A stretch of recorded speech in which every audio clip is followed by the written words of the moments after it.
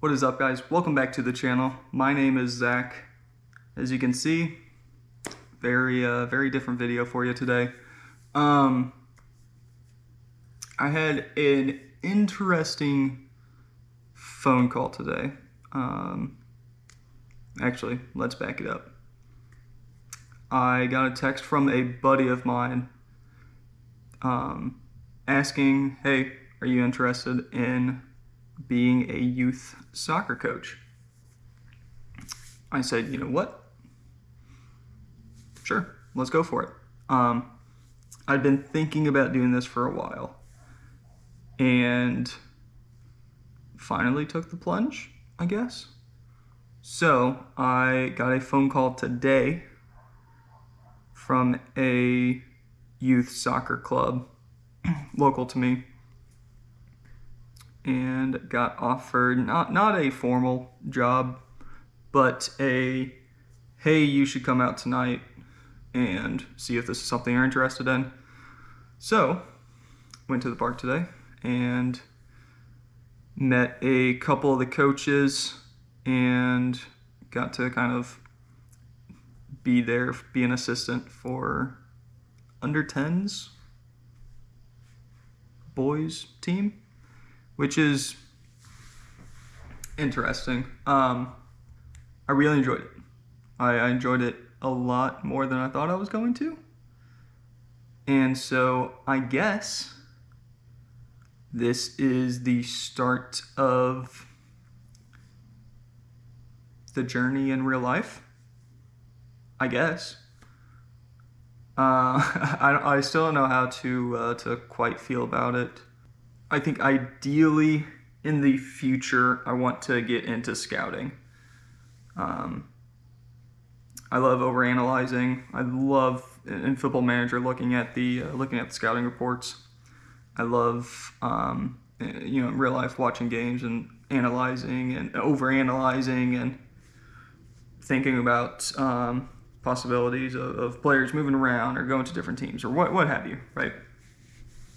And there is basically two ways to really get into scouting, and that is to either be a former professional player, which I'm not, or be a former coach, and to kind of work your way up the coaching license ladder, for lack of a better term, and eventually get to a point where your talent identification skills have increased, and you can go into college scouting or professional or what have you, right? So I think that is a 5 or 10 year plan. Back in college, I studied sport management. That's what I have my degree in. I worked in professional soccer for 3 years as an intern and loved every minute of it.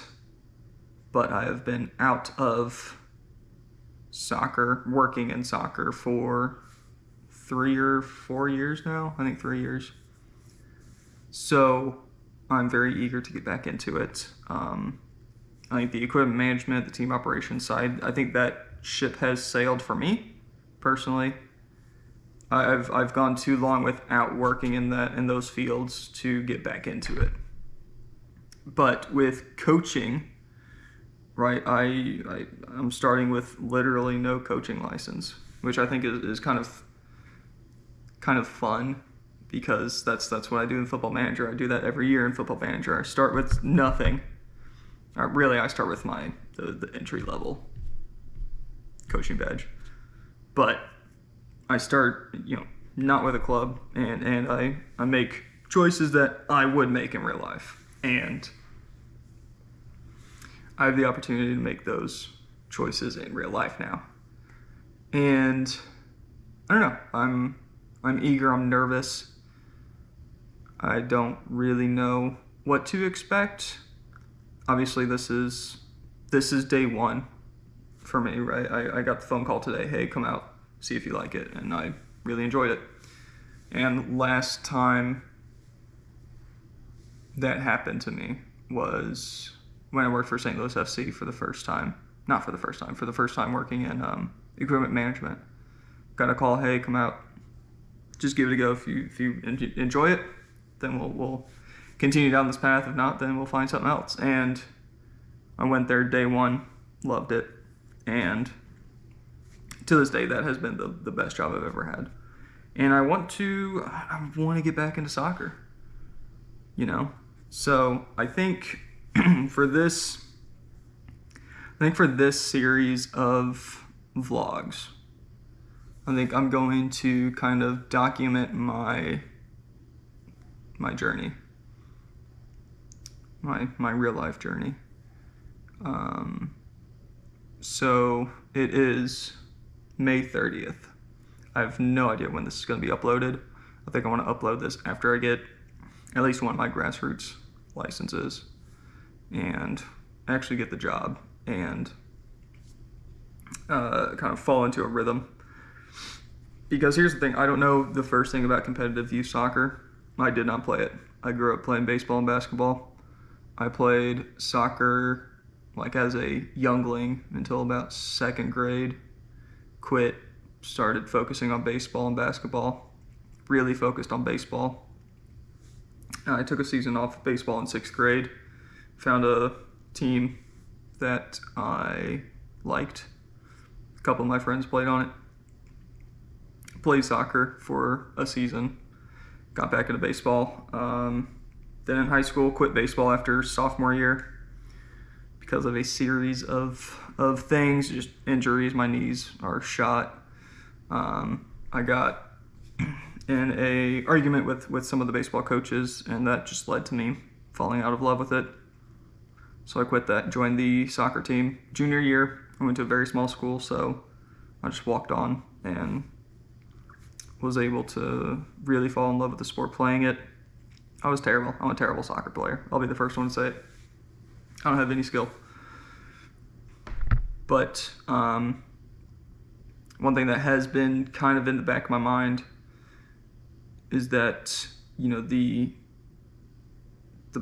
best players don't always make the best coaches, and the best coaches most of the time are not the best players. So I think I have enough knowledge about the game, especially at the professional level, at the semi-professional level, between playing just a boatload of Football Manager, watching the game in real life, and actually working in it for a few years, that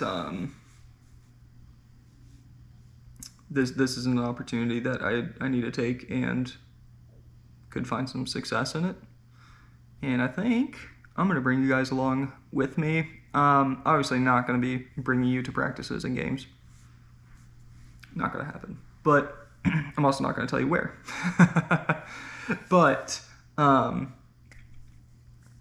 with like the coaching badges, I think I can make some interesting videos and, you know, basically bring you guys along, show you guys what it looks like, literally starting from nothing in my mid-20s and working my way up. Because the entry-level coaching license, I think you can get, you know, like 14, 15, 16, somewhere in there. Once you can start working, I think you can get the entry-level license, the grassroots. And at some level, you have to be 18 plus, and then obviously after that, you're fine. But starting effectively 6 or 7 years later than a lot of other people would be, it's going to be an interesting ride. It's going to be a long-term project, I think. The job I work at now, I've known since day one that the company I work for is not going to be the end for me. It's going to be purely a stepping stone until I can get back into a field that I really enjoy, and ideally that would be soccer. And this is the opportunity. I got the phone call I had today. He asked what kind of coaching experience I have. I told him I have absolutely none. I have no idea what I'm getting myself into. He's like, all right, cool. We have a number of coaches that started literally where you are. They didn't have any experience. They had no idea what to do with youth soccer. So other people have used it as a stepping stone as well, and hopefully I can continue this route and see where it goes. Format of these videos, no idea. I got absolutely no idea. I think I'm gonna try to use it as almost a video journal, a video log, a vlog. Crazy how that works. I'm not gonna be too cute with it, I don't think. I think I'm going to upload periodically, kind of tell you guys what it's like, what it's, the highs and lows, you know, winning, losing, drawing, moving from team to team, whatever the journey looks like. Calling the Football Manager Save the Journey has put me in a bit of a pickle, because I have no idea what I'm gonna call this. The journey in real life, the journey IRL. I don't know. We'll see. But yeah, join me on the journey in real. I hate that. That was dumb. We'll see how it goes. I will catch you guys in a minute. Your time, my time, it's probably a month or 2 or 5. I have no idea what I'm gonna do. We'll figure it out together. Let's get into it. All right, it is a few days later, like a week later, I guess. I got back from Texas yesterday, actually, from the Cricket World Cup. While I was down there, got an email from the guy in charge at the soccer club I'm going to be working at, asking me to go to tryouts next week and help out with that, which is kind of exciting. I don't really know what to expect. I think I have a phone call either in a couple of days, I think tomorrow or Friday, and I think in that phone call I'm going to figure out kind of what age group I'm going to be working in, and figure out what all I need to do to really get the ball rolling and get this whole soccer coaching journey going. So in the meantime, I have been doing a little bit of research on the coaching licenses in the U.S. Offered by the United States Soccer Federation, and it's broken down into a handful of levels, right? There's the introductory level, which is just like a 20-minute video kind of explaining, I don't know, what I'm going to be doing in a quick little 20-minute video. That's free, takes 20 minutes, boom, you're done. And then the next level is, it's broken up into 4 kind of age groups. And I'm going to pull up the website here. The grassroots courses. So it's broken up into courses, right? So at the grassroots level, it's broken up to 4v4, 7v7, 9v9, and 11v11. And then to be eligible for any of those, I have to do the introductory thing. And then after that, it's the D license. To be eligible for the D license, I have to have completed 3 of the grassroots courses, 2 of which in person, 1 of them I can do online. And then after that is the C, the B, the A. And like the A is split up in between like the senior level and the youth level. And then after that is the pro license, which is kind of the top license offered in the US. So I'm going to get started on the introductory course.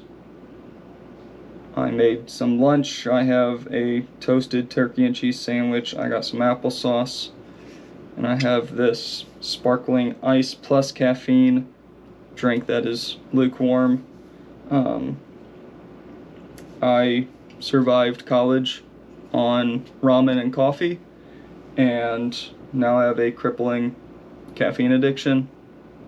And drinking lukewarm, caffeinated, sparkling water is better than nothing. So we're gonna get that going. So I'm gonna try to do a time lapse on the GoPro. I don't know how that's gonna work. This is all trial and error.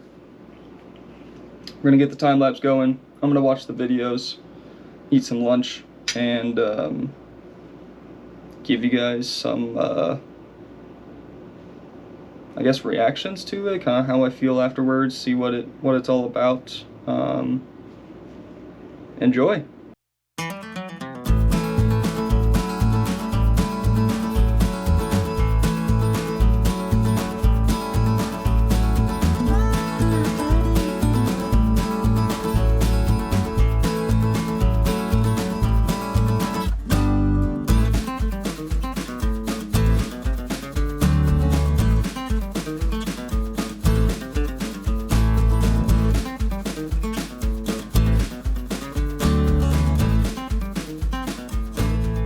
Introductory course complete. A lot of information, a lot of stuff I haven't really thought about yet. A lot of good resources. So it turns out, as you go through these courses, you get access to kind of templates, I guess, for some what do they call it? Training sessions, sample training sessions. So like after the first, like the introductory thing, you get a sample training session for 4v4, 7s, 9s, 11s, improve building up in the opponent's half. And like I worked in professional soccer, so I've seen I've seen these kinds of papers before, right? But at a completely different level. Doing this at the grassroots level, and the USSF kind of giving this template. It's interesting to see where things can be changed. I guess they're really big at the grassroots level. Really big on this whole play, practice, play thing, where alright, for the first part of the practice, I guess you play some small-sided games, right? They're calling it here intentional free play. This one I'm just looking at the 11 one.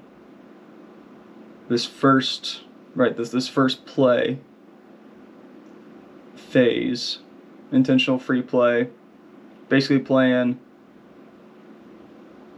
4v4 small-sided games. There's two, small goals, small fields, right? 20 by 30 yards. Just 4v4, 5v5, working, trying to score goals, obviously. And then this practice, there's kind of the core activity, there's the less challenging, there's the more challenging.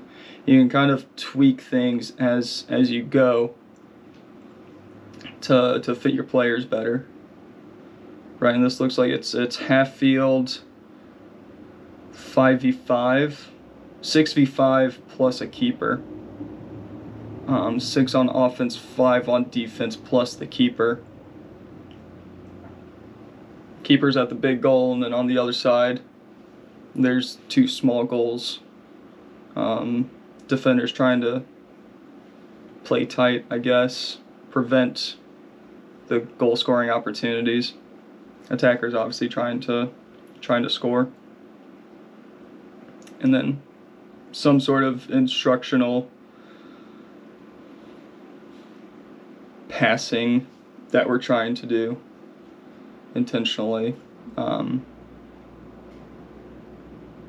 less challenging, you can do 6v4 plus the keeper. More challenging, 6v6 plus the keeper. So there's that. And then going into the second play phase, looks like 9v9, a little bit shorter goal.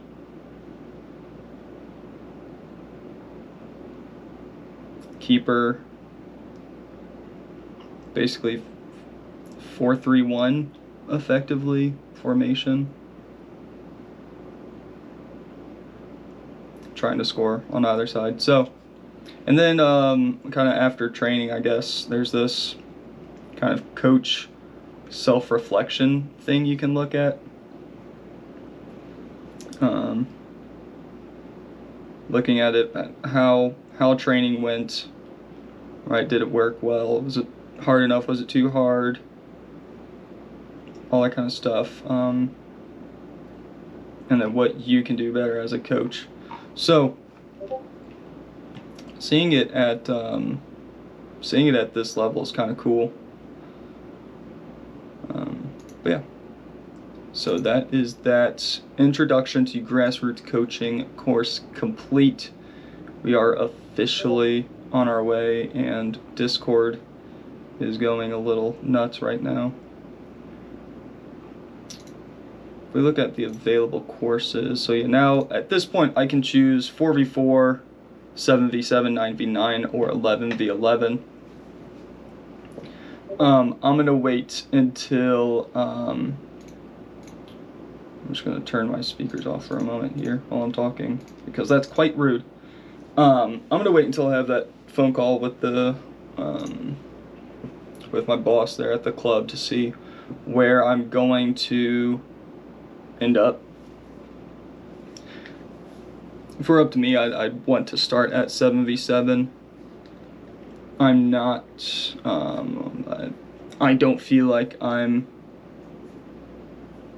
the right person for the 4v4, right? Because 4v4 is 6 and 7 year olds.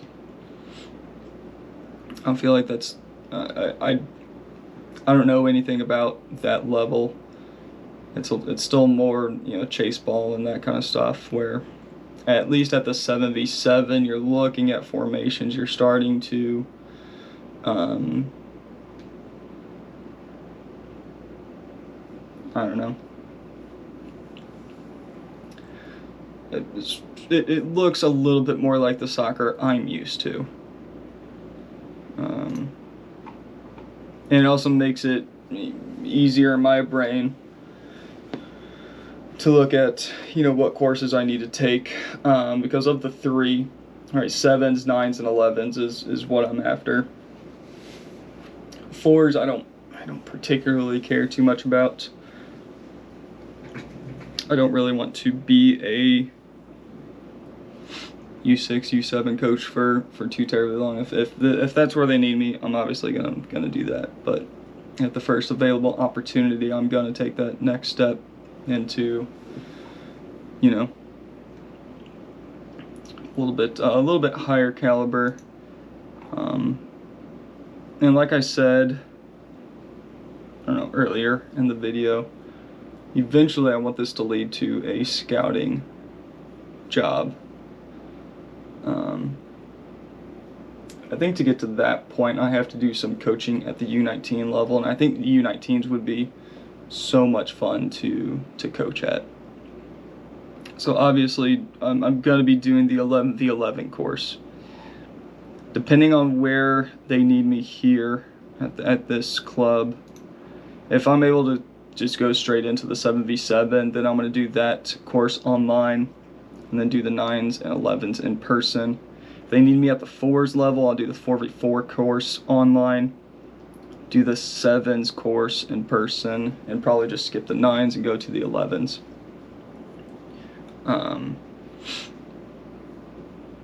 I think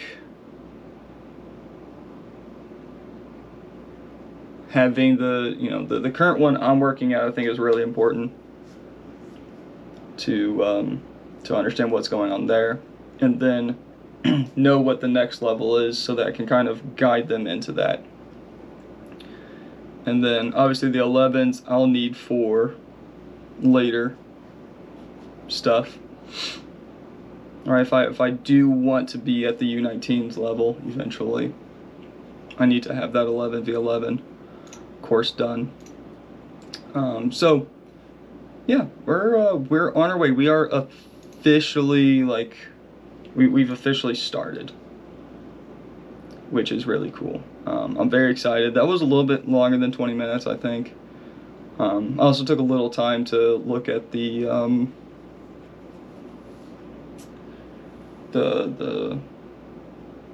resources there, the coaching outlines. What are they called? I need to actually figure out what they're called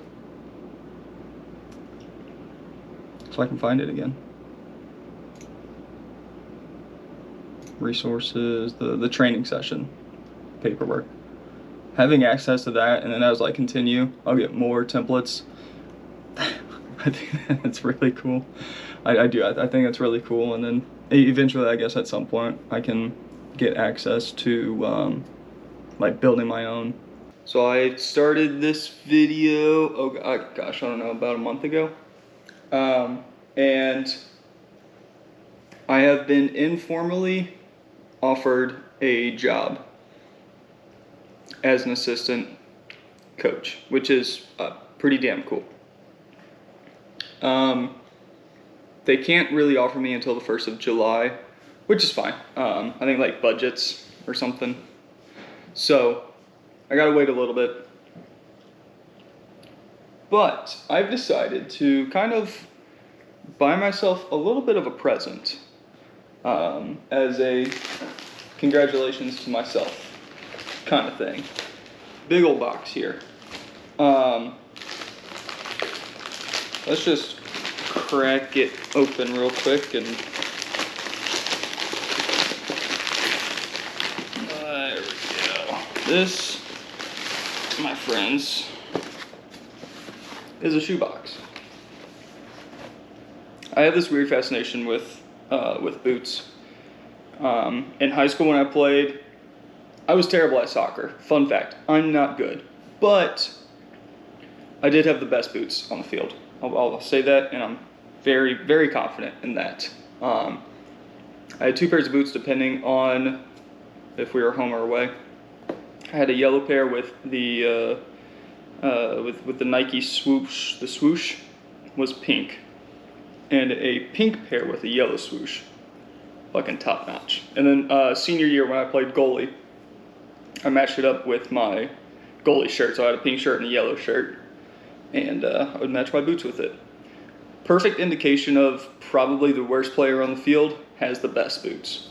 The good players have like just a gray pair that they've had for 7 years. Anyway, it's fine. So I decided, you know what? I'm going to buy myself a new pair of boots. These are indoor shoes. I have a pair of outdoor grass boots. I have a pair of like indoor, they're turf shoes.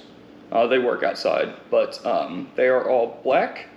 And I found that last week during tryouts, my feet were getting really, really hot. So those I'm gonna make into like indoor only. So I bought a pair of turf shoes, mainly as my outdoor shoes. And when I saw them on soccer.com, absolutely had to get them. Just get into it, I guess. Whoa. Oh, they are laced. Okay, I didn't think they were laced. That's fine. Ooh, they smell like new boots as well. These are fucking gorgeous. Holy shit. Wabam. Those are beautiful, beautiful shoes. They are Pumas. I don't think I've owned a pair of Puma boots. I think all of my boots have been Nikes. These are, I don't know the model name. What are you? You are the Future 7 Match TT. Whatever that means. That's the right boot. Left boot is exactly the same. It's got the FTR, I guess, on the on the inside here. They have the like similar kind of sock thing that the Nikes do, which is really cool. These are much more textured than I was expecting. I did not try them on before I bought them. I kind of looked through soccer.com to kind of see what their return policy is, and they actually have a really cool one. I assume a lot of other places where you can buy boots have a similar return policy, and that is 30 days, no questions asked. So basically, it specifically says you can wear them out on the field and try them out, and if you don't like them, send them back. So I have about a month to kind of play with them and see how I like them. So it's like the little sock kind of thing that the Nikes do, but like all of this, like the entire outside, has like a kind of like plastic rubber kind of texture all the way around. And these little like blue and black bits, they're little dimples, which is kind of cool. I don't know if that's gonna help anything at all. Also, pink bottoms. Oh, I love pink. Pink is dope. So, yeah, that's that. They smell like new shoes as well. Oh yeah. It smells like a basketball, like a new basketball. These are fucking gorgeous. 10 out of 10. I'm gonna try them on, see how they fit. I don't know if they're gonna fit well. Soccer.com has a little, oh, what size is right for me kind of thing, and you punch in like a few of your shoes that you own that you know fit correctly, and so seems to be that these fit true to size is what it said. It's a true fit, so don't have to, you know, upsize or anything like that. But my feet are two different sizes. One foot, I think it's my right foot, is like quarter of a size bigger than the left, so I kind of have to just kind of figure it out. Okay, interesting. So in the pictures online, like it had this part visible, like the laces up top, but it didn't have these visible. So I didn't know if it was going to be, you know, proper laces, but they are. It's fine, perfectly fine. I am more than okay with actual laces, so I'm gonna put these on real quick. Editor Zach from the future. So I make a cut here and I go try on the Pumas. They didn't fit fantastically, but I was like, you know what, they're new boots. I'll break them in. It'll be fine. And then I miscalculated how long it would take between getting the boots and starting the training. So by the time I went out into training, I was outside of the return window, so I was stuck with the boots. I tried them on. I wore them for about 30 minutes. I had to take them off. They fit so poorly. They have this, I don't know if you can see it, this little bit right here protrudes from the back of the boot. Yeah, you can really see it right here. There's like a bump here that goes all the way here, which is supposed to be padding. Like, I like the idea, but it sits too low on my foot, and so it just rubbed a really raw spot on the back of my heel, just on the right foot, which is really frustrating. I really like these shoes. These are dope ass shoes. They really are. But they just, I couldn't do it, so I had to take them off and swap over to my black indoors, and had to have hot feet for a couple of weeks. So I decided to go ahead and buy a new pair of boots by a company that I know fit me. I bought a pair of Nikes. I bought another pair of Mercurials. I love Mercurials. Don't know why. I just really like them. But I bought these Air Zooms, which are dope. They're pink. It's like a ombre kind of thing going on. Really popular boot, this one. Some of the kids I coach have these, but the outdoor, like the actual studs versions. Super comfy, genuinely really comfy. Very happy with these. Turns out these are basically the exact same shoe. It's the Mercurial Zoom Air, the Air Zooms. I have these, but the indoor version in the all black, which I show you in a minute. But yeah, these are good boots. These just didn't work for me. So to the yard sale they go, I guess. What are you gonna do? So I mentioned that I have a few pairs of boots now. So I figured, what the heck, I'll show you what I have in my bag now. Before I start coaching, I assume I'll probably pick up a couple other odds and ends as I start getting into the coaching routine. But let's just get into it, I guess. First up is right, the new shoes I just bought.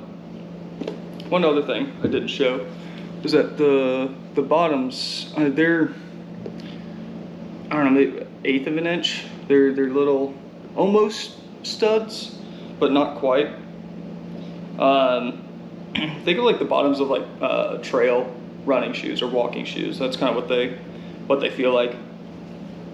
So these would be good for outdoor turf. Next up are my indoor shoes, and here they are. These are some Nike Air Zoom Mercurials, which are freaking sweet. Like I said, all black. I got the Air on the inside. Really comfortable. And unless I'm outside in the 95-degree heat, sunny, all that kind of stuff, on turf, it gets really hot. These are really solid. Bought these for, I want to say like $40 at Soccer Master. They were on sale. One thing I like to do is buy stuff on sale. These I also got on sale for, I think they were $60 with free shipping. They were originally $100. The All Blacks were, I think, originally like 70 or 80. And then my outdoor shoes, which I've had since I worked at St. Louis FC. These are my outdoor grass shoes. These are fucking awesome. These have the little sock kind of thing I was talking about. These are Phantom Vision. Phantom. I don't know shit about boots. I think they look pretty. Phantom Visions. We're gonna go with that with the ghost lace kind of deal. So with these, right, you lace them up. There's two laces. Lace them up, and then after you tie them, you like tuck them in to this little pocket here, in between the little sock bit and the top of the boot, and under here it just hides the laces, which I thought was really freaking cool.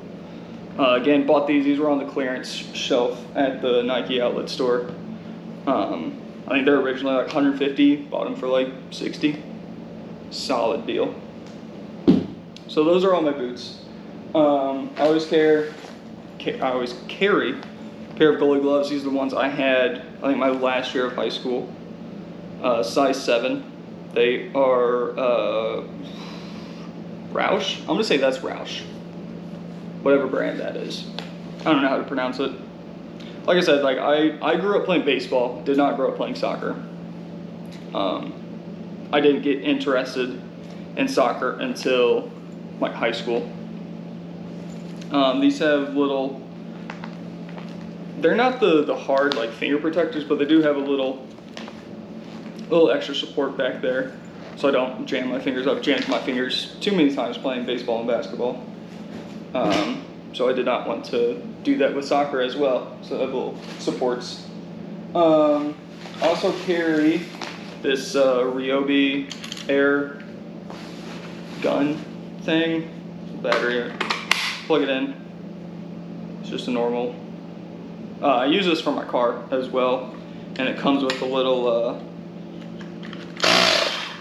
it does that,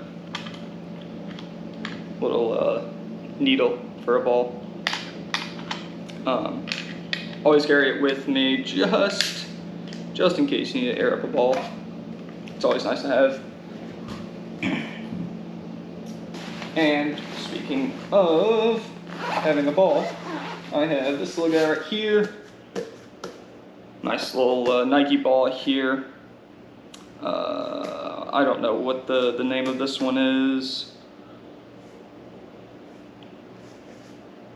But when I worked at the youth team associated with St. Louis FC, I worked in the team store there for a year, and got this when they kind of went to the next season. They had a bunch of these in stock, so I copped one. Size 5, normal stuff, solid ball. It's definitely not a $150 ball, but it is. I think it's in like the $40 or $50 range, I want to say, but it has like little dimples on it, and this is probably the best ball I've ever owned. This is a really solid ball. But yeah, that is my bag. Also, well, I guess I can show you the actual bag. It's just a Nike little duffel bag thing. Just normal little duffel bag. I think it is, I don't remember. I think I got this in high school when I joined the soccer team. I don't know if it's actually made for soccer or if it was made for like basketball or some multi-sport kind of thing, but the side pockets are perfectly sized for a ball.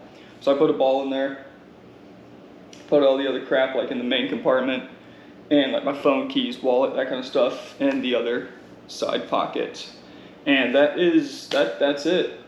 I assume once I start coaching, I'll probably throw some cones in there, or some flats or something like that, just to have some extras with me. Honestly, it's not a bad idea for me to invest in some cones anyway, in case I want to go out, run around for a little bit on the soccer field. But yeah, that is my bag, and I think we're going to come back a couple of weeks from the time I'm talking to you, after I figure out what the game plan is for the season, who I'm coaching, all that kind of stuff.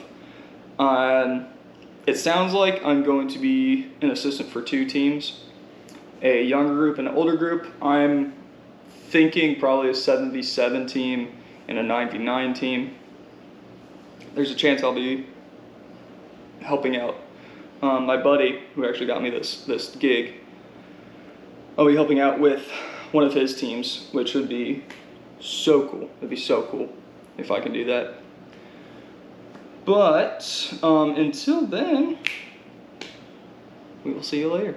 All right, so today is Thursday, August 15th. I've made a lot of progress.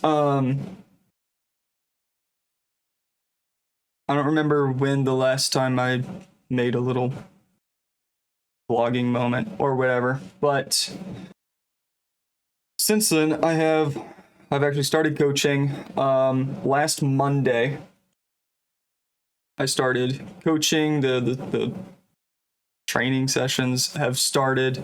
The season has started. The games haven't started yet, but the season has officially started. I've been given 2 teams. I have a U14 girls team and a U8 boys team, which means I'm doing 4v4, and I'm doing 11v11. I'm an assistant for both. I'm not a head coach yet. But I am coaching now. It's official. I don't have a contract yet, but that's a whole other issue. But I am coaching. We're good. We're on the right path, right? We're progressing. So, in the meantime, since then, I have also gone ahead and completed some coaching courses. I have my 4v4, my 9v9, and my 11v11 license, which means I am eligible to sign up for the National D license. So I thought I would kind of cover what we talked about in the grassroots courses, and then future video once I get my D, talk about it then. So, the grassroots licenses. The way I'm going to put a little graphic up on the screen somewhere, probably in this vicinity. The way the coaching pathway, the coaching license pathway works in the US, we're going to work top to bottom. At the top, you got the pro license. Top of the top, you're working in the MLS effectively.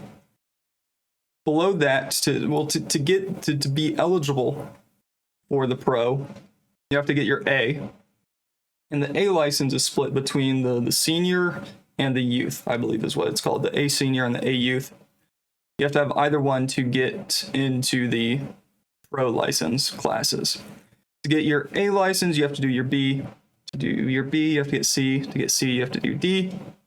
And to do D, you have to do 3 of the 4 grassroots courses. So there's the 4v4, 7v7, 9v9, 11v11 courses. You have to do 3 of those to be eligible for the National D. 2 of the 3 have to be done in person. I believe one of which has to be the 11v11 license. So, going into this job, I made the decision that I would do the 11v11, 9v9 in person, and then I would do either the 7v7 or the 4v4 online, depending on which age group I was given, basically. So I was given the 4v4 team. I decided, you know what, I'll just do the 4v4 online. It was like 2 or 3 hours, handful of videos, some interactive stuff on the website, and then I got it. Yay. The in-person ones are a little bit more in-depth. Tuesday, today is Thursday, so Tuesday I did the 9v9 course. Wednesday I did the 11v11 course. The 9v9 course, both of them, right? We went out, we met at this community center, for lack of a better term. I had like a gym and basketball courts and a whole bunch of stuff. There's some lens flares. Stupid, I still have to fix this scenario. Hold on. We met at this community center, right? Had a party room where we were, as a little conference room kind of thing. Had a TV and a projector and a whole thing. They had some basketball courts. They had a weights center. They had a pool outside. There's a lot of noise outside. And so we did 2 hours in the classroom, and then we did 2 hours actually in the field, working with a team and actually going through a full training session. So with the grassroots coaching courses, they really hammer into us this concept of play, practice, play. I'm not going to get too deep into it. There's plenty of articles out there that talk about it. But it's this kind of concept of a way to lay out your training session, where you have a phase of play, you have a phase of practice, and you have a phase of play again. And then that's your training session. And it's really effective, I guess, kind of at the younger age, because they're talking about that younger kids, they have a shorter attention span and they just want to play soccer, which is true all the way up into the pro level, right? At the end of the day, you just want to play soccer, right? but especially at the younger age to keep them engaged. You do this play, practice, play.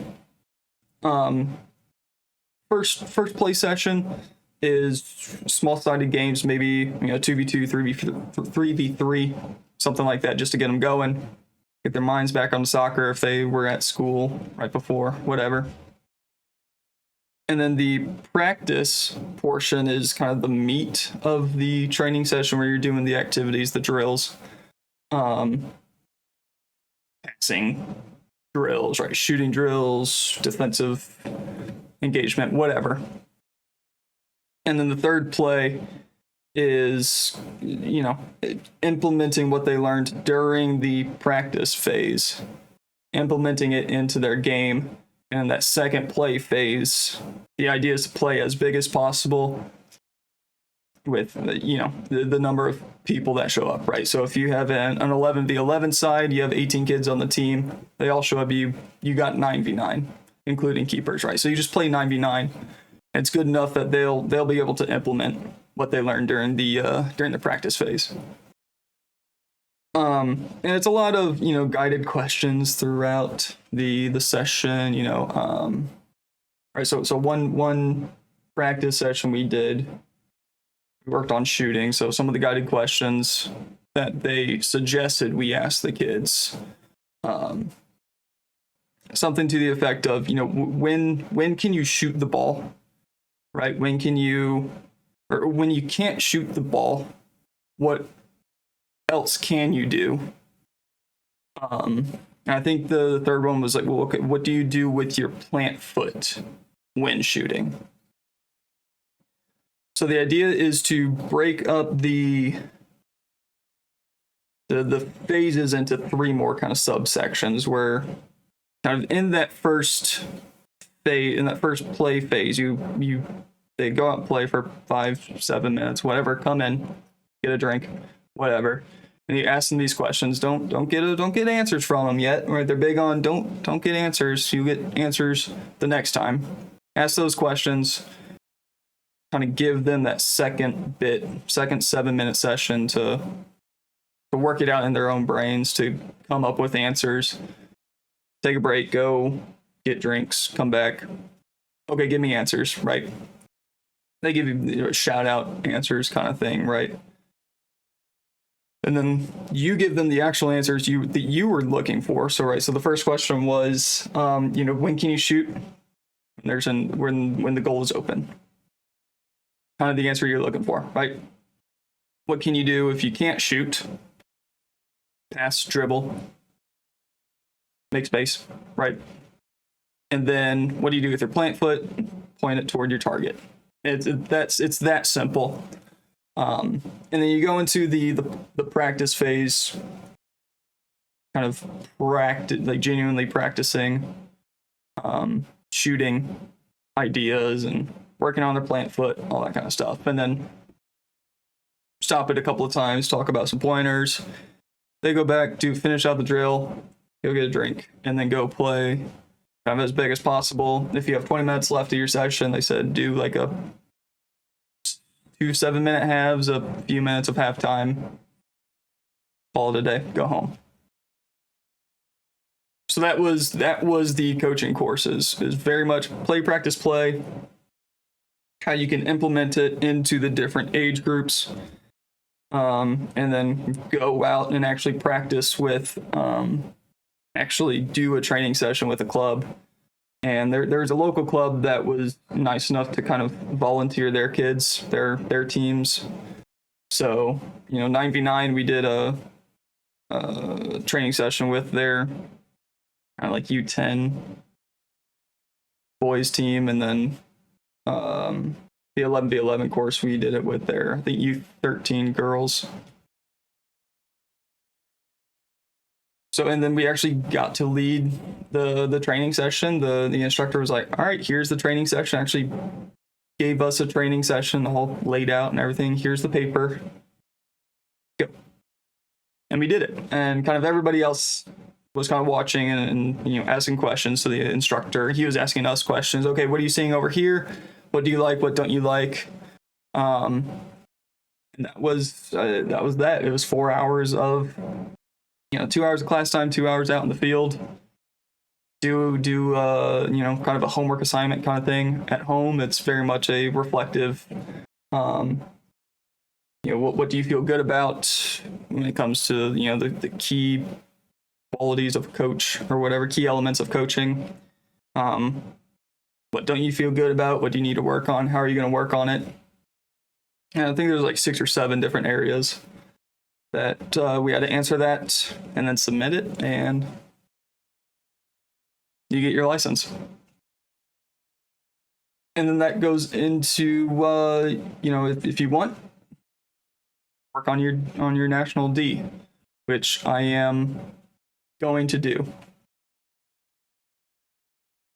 My national D is going to be a little weird, I guess. The way the timing worked out was that basically the national D started like the day before the 9v9 in-person class was. So I sent the instructor an email. It was the same instructor for the 9s, the 9v9, 11v11, and the national D. Sent him an email, hey, I'm interested in doing my national D. I can't sign up because I'm not eligible yet on the Learning Center website because I need to do my 9v9, 11v11. If I complete it, is the registration going to be open long enough? Like, what's that going to look like? And he basically said, nope, you're good. Sign up for do your 9v9, do your 11v11. Talk to me when you get there. I'll write your name down, and you'll be good. Basically, after he grades my 11v11 assignment, then I'll be eligible to actually sign up for the national D. He said, just jump on the wait list. I'll get you in, basically. So Monday, the day before my 9v9 class, I participated in a kind of a Zoom virtual meeting with everybody that's going to be doing the national D, and I think there was 8 or 10 of us that were kind of in the same boat, that we needed to do our D, or our 9v9, 11v11 before we signed up for our D, but the poor planning is what it was. Poor organization. But it's fine. It's going to work out. I'm going to do my national D, and that's starting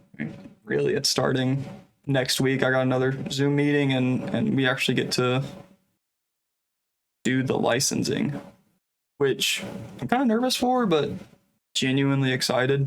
I've looked at some job openings for just for future planning, future Zach, and what I need to do, where I need to be, what kind of licenses do I need to have. And I can talk a little bit more about this kind of in future episodes. Basically, I think like national B license is kind of where I want to be to get jobs with like MLS clubs at their academy. There was a few that allowed the national C. I think having a national B will be more beneficial. I think it'll kind of put me a step above a lot of people that apply. But then there's also the option to go the UEFA route and get my licenses through UEFA, which carry a little bit more weight. I say a lot more weight than the US soccer licenses do. I read a Reddit article today, actually, that was talking about kind of the differences between the USA or the USSF, United States Soccer Federation, license path versus the UEFA path. And basically the UEFA, the USC will allow you to be eligible for the UEFA C, if I understand it correctly. And so I think that is going to be my bridge. I think I'm going to get, again, this is a couple years into the future that I'm thinking about this.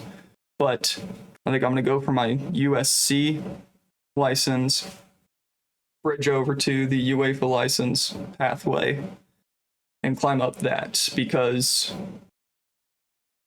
US teams will recognize the US or the UEFA licensing. Right, I can get US jobs with the UEFA license.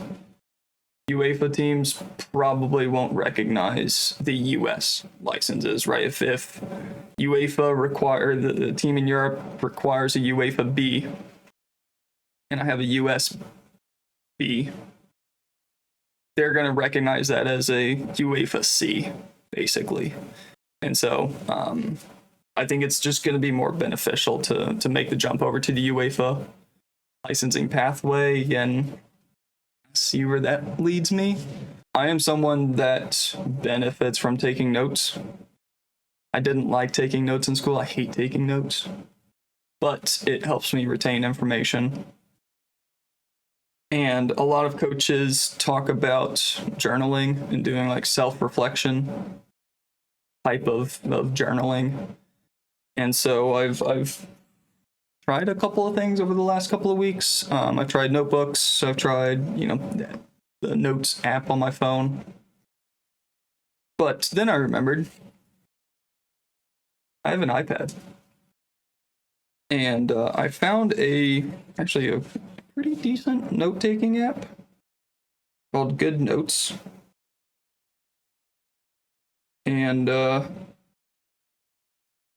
I pull up my notes from my 11v11 course, you can't see that. You can barely see it. I'm gonna take a screenshot of it. Good note-taking apps are out there. This is Good Notes, which it's a free app, but to kind of get the full access, I guess, you gotta pay I think it's like $10 a year or $30 one time. So I figured it'll be worth it. Also, I've been wanting a new iPad anyway. I never use my iPad, but I want the new one because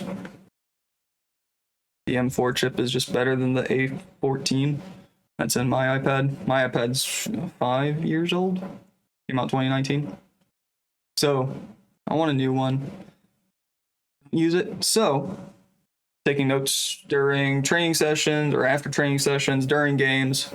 I'm going to use it for work now.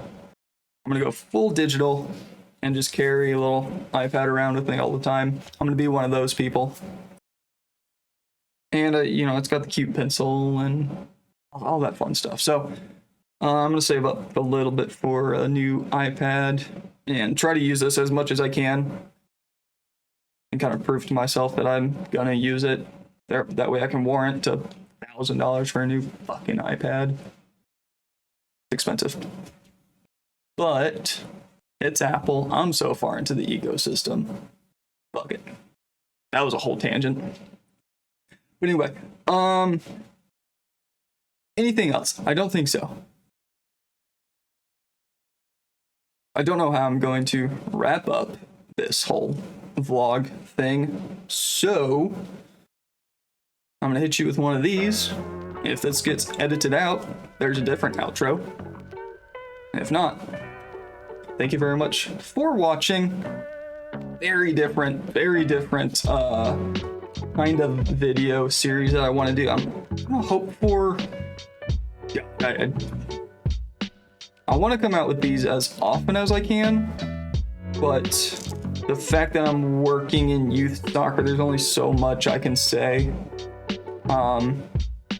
Right, both morally and legally.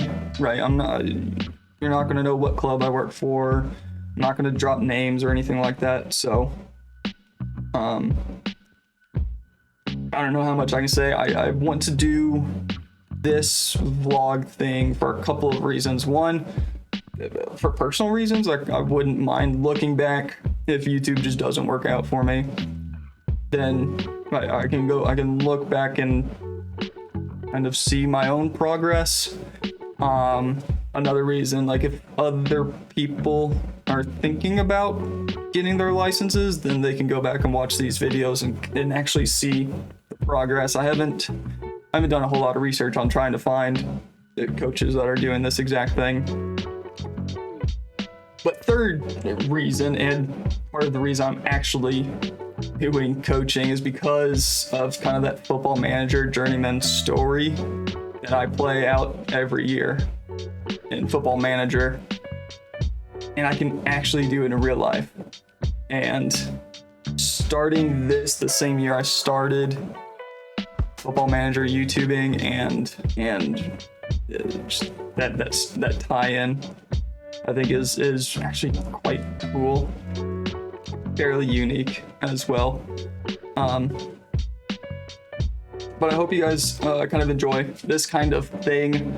Drop a comment down below if you want to see more. Leave a like, subscribe, bell. The normal YouTube algorithm things, I guess. We'll see you later.